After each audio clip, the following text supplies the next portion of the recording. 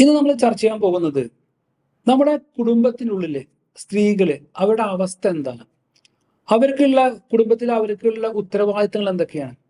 അവര് നമ്മളെ കുടുംബാന്തരീക്ഷത്തിനകത്ത് സ്ത്രീകള് അമ്മമാര് സന്തോഷവാന്മാരാണോ, അവർക്ക് എന്തെങ്കിലും അസ്വസ്ഥ അനുഭവപ്പെടുന്നുണ്ടോ, ആരെങ്കിലും ഏതെങ്കിലും മാതാക്കള് ഡിപ്രഷനിലേക്ക് നീങ്ങുന്നുണ്ടോ എന്നൊക്കെയാണ് ചർച്ച ചെയ്യുന്നത്. ഉണ്ടെങ്കിൽ അതിന്റെ കാരണങ്ങളൊക്കെ നമുക്കൊന്ന് ചർച്ച ചെയ്യാം.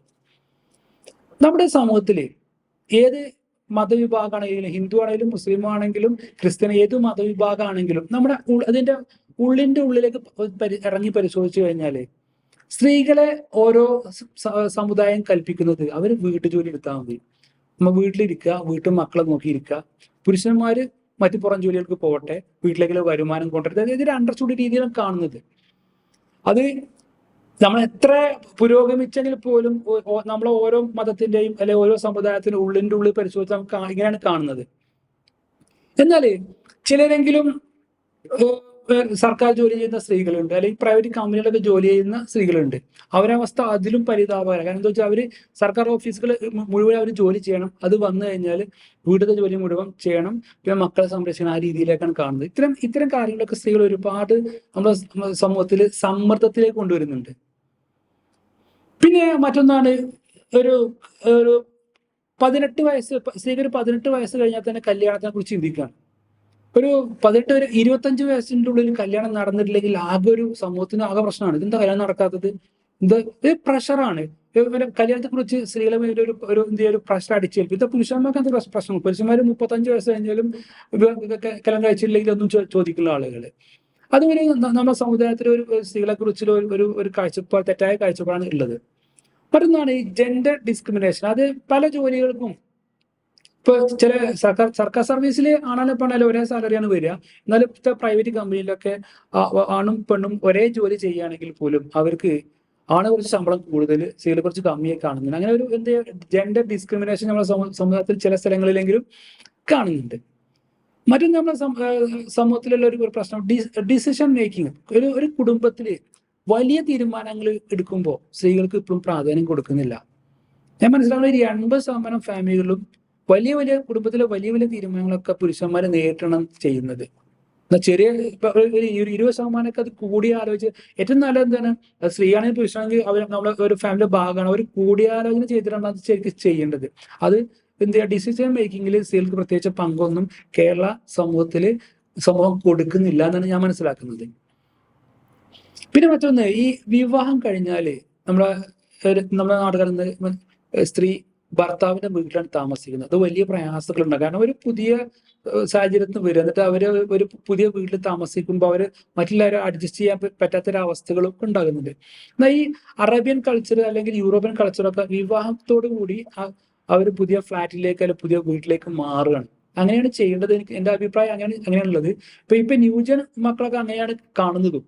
അതൊരു ഈ വിവാഹത്തിന് ശേഷം ഭർത്താവിന്റെ വീട്ടിലെ താമസം നമ്മുടെ സമൂഹത്തിൽ സ്ത്രീകൾക്ക് ഒരുപാട് പ്രശ്നങ്ങളും ഒരുപാട് ടെൻഷൻസും ഒരുപാട് തലവേദന അതിലൂടെ ഉണ്ടാകുന്നുണ്ട്. പിന്നെ മറ്റൊന്നാണ്, ഈ ഞാൻ നേരത്തെ പറഞ്ഞ മക്കളെ നോക്കുന്ന ഉത്തരവാദിത്തം മുഴുവൻ സ്ത്രീകൾക്ക് മാത്രമല്ല, വയസ്സായ രക്ഷിതാക്കളെ നോക്കുന്ന ഉത്തരവാദിത്തം സ്ത്രീകൾക്ക്. ഈ വയസ്സായ നോക്കുന്ന മക്കളെ പറയുമ്പോൾ നമ്മളൊരു ഒരു കുടുംബത്തിന്റെ ഓഹരി വിഭജനം നടക്കുമ്പോൾ വയസ്സായ രക്ഷിതാക്കളും പഴയൊരു വീടും അവിടുത്തെ ചെറിയ മകനും കൊടുക്കും. ഈ ചെറിയ മകന്റെയും ചെറിയ മരുമകളെയും ഉത്തരവാദിത്തമാണ് ഈ വയസ്സന്മാരെ നോക്കുക. ആ സംവിധാനം തെറ്റാണ്. വയസ്സന്മാരെ നോക്കേണ്ടത് ആ രക്ഷിതാക്കളെ, മക്കളെ എല്ലാവരും തുല്യ ഉത്തരവാദിത്തത്തിൽ നോക്കണം. അല്ലാതെ ഒരു ചെറുമകന് മാത്രം അത് കൊടുത്തിട്ട് ചെറുമകനും ചെറിയ മരുമകളും മരണം വരെ അവരെ വളരെ പ്രയാസപ്പെട്ട് നോക്കുക എനിക്ക് അഭിപ്രായം അതിലില്ല. എന്തായാലും ഈ അഭിപ്രായത്തിലൊക്കെ ഈ അഭിപ്രായത്തോട് അടുത്ത നെക്സ്റ്റ് ജനറേഷൻ കൃത്യമായിട്ട് അത് പ്രതികരിക്കാൻ അത് ചെയ്യും. പിന്നെ മറ്റൊന്നാണ് ഈ നമ്മുടെ സമുദായത്തിൽ ഡൈവേഴ്സ് കഴിഞ്ഞിരിക്കുന്ന വിവാഹം മോചനം നടക്കുന്ന സ്ത്രീകളെ ഒരു രണ്ടാം കടയായിട്ട് നമ്മൾ കാണുന്നത്. അവർക്ക് ചിലപ്പോൾ കുടുംബത്തിൽ തന്നെ വേണ്ടത്ത അഭിപ്രായ സ്വാതന്ത്ര്യം കൊടുക്കാത്ത രീതിയിലൊക്കെ അത് കാണുന്നുണ്ട്. പിന്നെ സ്ത്രീകൾ അനുഭവപ്പെടുന്ന മറ്റൊരു പ്രശ്നമാണ് പാരന്റിങ് പ്രഷർ. മക്കളെ നോക്കേണ്ട ഉത്തരവാദിത്വം ഇപ്പോഴും ഭൂരിപക്ഷം കുടുംബങ്ങളും സ്ത്രീകൾ തന്നെയാണ് കൈകാര്യം ചെയ്യുന്നത്. ആണുങ്ങൾ കുറച്ച് ഇടപെടുന്നല്ലാതെ ചിലപ്പോൾ ചില തല തെറിച്ച മക്കളുണ്ടാവും, ആൺമക്കള്. തല തെറിച്ച പെൺമക്കളും ഇപ്പൊ ന്യൂജനിൽ കാണുന്നുണ്ട്.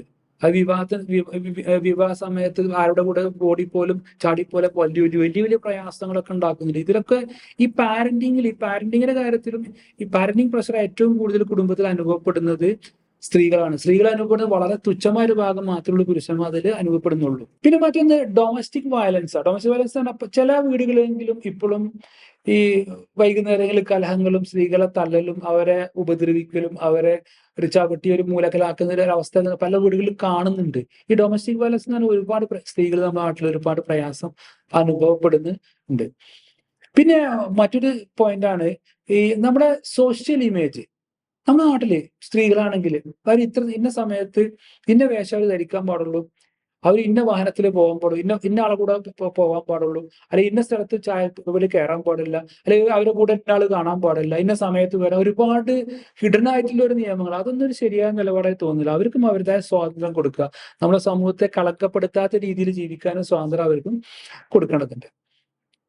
പിന്നെ മറ്റൊന്ന് ഈ വീട്ടുജോലിയിലെ അസമത്വം. നേരത്തെ പറഞ്ഞ തന്നെ ഈ വീട്ടുജോലിയിലെ അസമത്വം ശരിക്കും അത് വീട്ടുജോലിയാണെങ്കിലും മക്കളെ സംരക്ഷിക്കലാണെങ്കിലും അത് സ്ത്രീകളും പുരുഷന്മാരും തുല്യ രീതിയിലാണ് അത് ചെയ്യേണ്ടത്.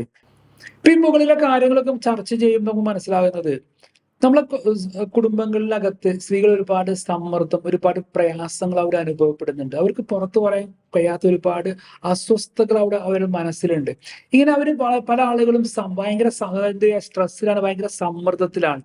ഇങ്ങനെ നമ്മൾ സ്ഥിരമായിട്ട് സമ്മർദ്ദകര മാനസികാവസ്ഥയിൽ വരികയാണെങ്കിൽ നമ്മുടെ ശരീരത്തിനകത്തുള്ള കോർട്ടിസോൾ എന്നുള്ള ഹോർമോൺ വർക്ക് ചെയ്യും. ഈ ഹോർമോൺ നല്ല ഉൽപാദനം കൂടുമ്പോൾ നമ്മുടെ ശരീരത്തിന് അകത്തുള്ള ഊർജം കൂടുതലായിട്ട് ശരീരം ഉപയോഗിക്കേണ്ടി വരും. ഈ ഊർജം കൂടുതൽ ഉപയോഗിക്കുമ്പോൾ നമ്മൾ കൂടുതൽ ഭക്ഷണം കഴിക്കുന്ന രീതിയിലേക്ക് മാറും. ഇങ്ങനെ കൂടുതൽ ഭക്ഷണം കഴിക്കുകയാണെങ്കിലോ നമ്മൾ ഘട്ടം ഘട്ടമായിട്ട് ഈ സ്ത്രീകളൊക്കെ എന്ത് ചെയ്യുക, പൊണ്ണത്തടിയിലേക്ക് മാറുന്ന ഒരവസ്ഥ ഉണ്ട്. ഇപ്പൊ പൊണ്ണത്തടിക്കുള്ള ഒരു കാരണമുള്ളത് ഒന്നുള്ളത് ഈ സമ്മർദ്ദമാണ്. മറ്റൊരു മെയിൻ കാരണം ഭക്ഷണം കൂടുതൽ എടുക്കുക.